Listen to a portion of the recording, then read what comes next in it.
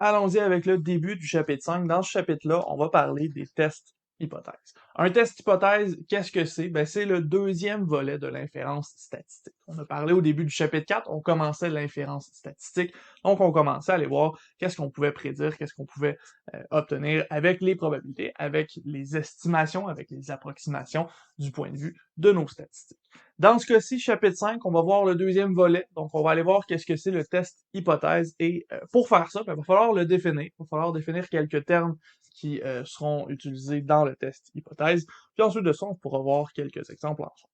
Donc, on y va avec les principes de base de ce test hypothèse-là et on va voir qu'est-ce que ça a pour but, ce test-là. Donc, un test hypothèse, qu'est-ce que c'est? C'est un procédé de notre référence statistique qui a pour but de faire un choix en opposant deux hypothèses. On va se donner deux choix possibles et statistiquement, on va aller choisir lequel est le bon. On va aller choisir lequel est vrai, lequel est faux avec ces tests-là.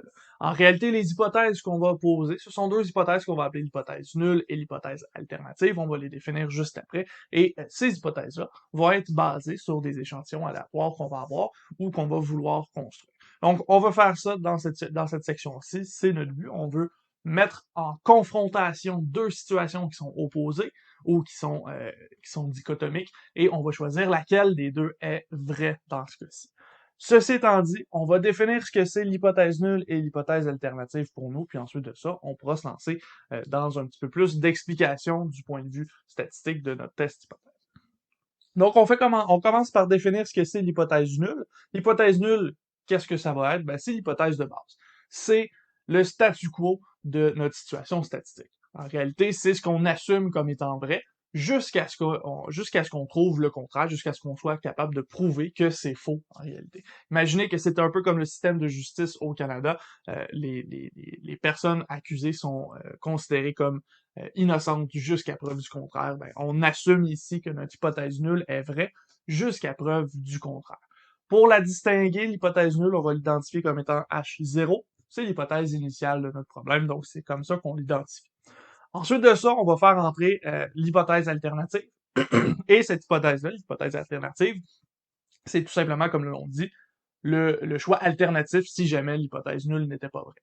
Donc, on va faire notre test statistique, puis on va se rendre compte que l'hypothèse nulle n'est pas vraie. Ben, à ce moment-là, ça veut dire que l'hypothèse alternative, c'est l'hypothèse qui sera retenue dans notre situation statistique. Donc, supposons qu'on a qu'on a posé l'hypothèse que un accusé est innocent et que finalement on prouve que c'est pas vrai. Ben, à ce moment-là, l'hypothèse alternative, ce sera que l'accusé, il est pas innocent, il est coupable. Donc, on va avoir une hypothèse alternative de cette façon-là dans notre test hypothèse. Encore une fois, pour distinguer cette hypothèse-là de l'hypothèse nulle, ce qu'on va utiliser, c'est la notation H1. Donc, H0 pour l'initiale, H1 pour l'alternative. Et c'est ces deux hypothèses-là qu'on va confronter dans des tests hypothèses. Maintenant, il nous reste à voir comment est-ce qu'on va les confronter et qu'est-ce qu'on peut retrouver comme type d'hypothèse aussi. Qu'est-ce que ça va nous donner, ça, ces hypothèses-là, du point de vue statistique. Dans le contexte du cours actuel, les tests hypothèses que nous, on va faire, ce seront plutôt sur des moyennes ou des proportions. Donc, on va aller vérifier si une moyenne vaut une certaine valeur ou si une proportion vaut une certaine valeur. Et pour garder l'aspect mathématique de tout ça, l'aspect quantitatif de nos statistiques d'ici dans nos tests hypothèses, ce qu'on va faire, c'est utiliser une forme de relation mathématique pour nos hypothèses. C'est-à-dire que on va donner une hypothèse où, par exemple, on va avoir une certaine valeur de moyenne qui va être égale à un chiffre ou qui va être plus petit ou plus grand ou différent de ce chiffre-là. En réalité, ce qu'on va se donner comme restriction sur nos hypothèses, c'est les restrictions suivantes. Donc, premièrement, l'hypothèse nulle H0 va prendre la forme H0, la moyenne mu est égale à une certaine moyenne mu0 qu'on peut calculer. Sinon, si on travaille sur une proportion, on va plutôt dire que H0, c'est la proportion pi, qui est égale à pi0, tout simplement. Donc, on va vraiment y aller avec l'égalité pour H0. Donc, on veut vraiment avoir une forme H0 où notre proportion ou notre moyenne est égale à une certaine valeur. Et de l'autre côté, pour H1, pour l'hypothèse alternative, on va plutôt prendre une des trois formes suivantes qui va compléter l'égalité qu'on a utilisée. Donc, si on a une égalité où le mu0, c'est le maximum qu'on peut avoir, ben, on pourrait retrouver que mu va être différent de mu0. Si mu0 est plutôt le minimum, ben, on va avoir un mu plus grand que mu0. Ici, on peut tout simplement être différent de mu0. On va dire que mu est différent de mu0, donc n'est pas égal à mu0.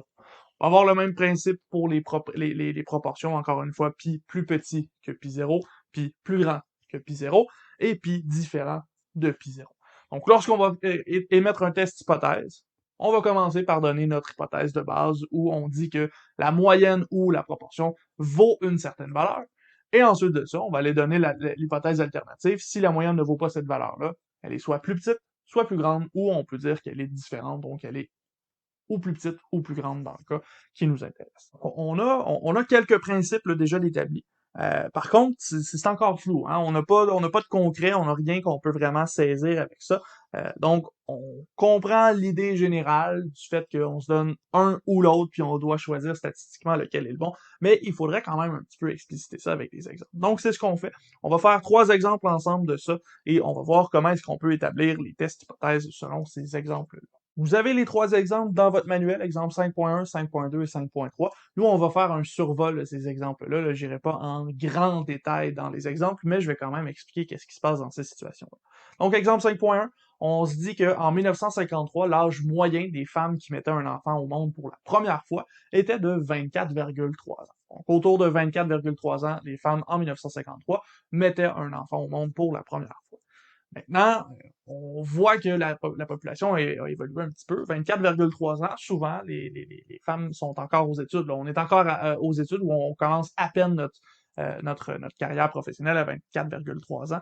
Donc, on n'a pas nécessairement encore la stabilité financière ou un nid déjà d'établi. On n'a pas une maison, on n'a pas nécessairement de voiture de payer. Donc, ça peut être un petit peu plus difficile de s'établir à 24,3 ans en 2016, mais là, ici, en 2020 même. Donc, on veut voir, est-ce que cet âge moyen-là a changé?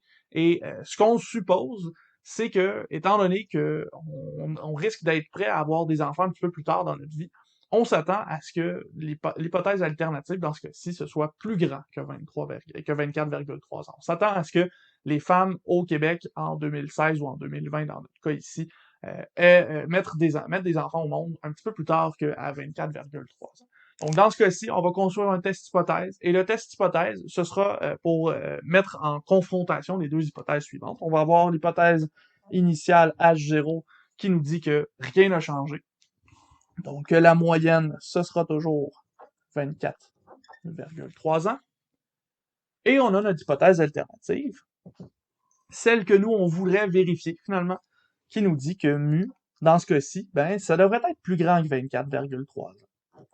On s'attend à ce que ce soit plus grand que 24,3 ans parce que là, dans ce cas-ci, nous, on sait que dans le monde actuel dans lequel on vit, des fois, ça prend plus de temps à réussir à s'établir puis avoir des enfants. Donc, notre test hypothèse va mettre en confrontation H0 et H1. On va faire des tests hypothèses là-dessus, on va faire des tests statistiques, on va se rendre compte que H0 est vrai ou fausse et on va choisir qu'est-ce qui est vrai pour notre situation ici. Ensuite de ça, exemple 5.2, on pourrait jouer à pile ou face, et quand on joue à pile ou face, on veut absolument que la pièce qu'on utilise soit bien balancée. Donc, on veut qu'il y ait 0,5% de chance d'obtenir pile, 0,5% de chance d'obtenir face. Dans ce cas-ci, si on voulait vérifier que notre test et que notre pièce de monnaie est effectivement balancée, on pourrait effectuer le test plusieurs fois, aller mesurer quelle est la probabilité d'obtenir pile, par exemple, puis vérifier est-ce que cette probabilité-là est vraiment égale à 0,5. Donc, dans ce cas-ci, notre test hypothèse, ce serait le suivant. On part de l'hypothèse que la pièce est bien balancée. Donc, on va dire que la proportion égale 0,5. Donc, si c'est bien balancé, on devrait avoir cette proportion-là. Et on veut vérifier, est-ce que c'est vrai? Mais on ne sait pas exactement est-ce qu'on va avoir une proportion plus grande ou plus petite. Donc, dans ce cas-ci, H1, ce sera plutôt que pi est différent de 0,5. Ici, on a un cas particulier où c'est clair que on peut pas aller décider que pi est plus grand ou plus petit que 0,5. On doit dire que c'est un des deux dans ce cas-ci. Donc, pi est différent de 0,5. Exemple 1, avec les conditions dans lesquelles on se trouve, c'est certain que ce serait plus grand. Dans l'exemple numéro 2, ce sera différent à ce moment-ci. On y va maintenant avec l'exemple l'exemple 5.3. Dans ce cas-ci, encore une situation où on compare le passé avec le présent. On est en 1961 et à ce moment-là, en 1961, le nombre moyen de personnes dans une famille est équivalent à 4,2. Donc en moyenne, les familles au Québec avaient 4,2 personnes qui constituaient la famille. Maintenant, en 2016 ou en 2020, selon le cas, maintenant aussi, là, ça reste quelque chose qui est vrai, on se rend compte que les familles ont de moins en moins d'enfants. On se retrouve de plus en plus avec des familles qui ont un seul enfant ou qui ont juste aucun enfant pour pouvoir se focaliser de plus en plus sur la carrière et non pas sur les enfants et sur la famille. Donc, il y a de moins en moins de personnes dans les familles. Mais nous, on veut vérifier, est-ce que c'est vrai qu'il y a de moins en moins de personnes dans les familles? Donc, on va faire un test hypothèse. Et ce test hypothèse-là va opposer les deux hypothèses suivantes. Premièrement, H0, ben, c'est sûr que ça n'a pas changé. Donc, la moyenne est égale à 4,2 personnes, encore une fois. Et notre autre hypothèse, l'hypothèse alternative, ce sera qu'avec les changements socio-économiques qui nous entourent, on va avoir perdu un petit peu de personnes dans nos familles. Donc, on va plutôt avoir une moyenne mue qui sera plus petite que 4,2 personnes.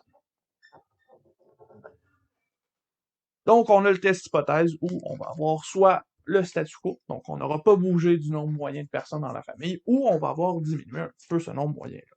Et là, ces trois exemples-là, on voit qu'avec peu d'informations, on est quand même capable d'établir les tests hypothèses, puis on se rend compte que selon le contexte, ben, il y a des choses qui peuvent avoir changé et qui peuvent nous permettre d'aller construire H1 à partir de H0.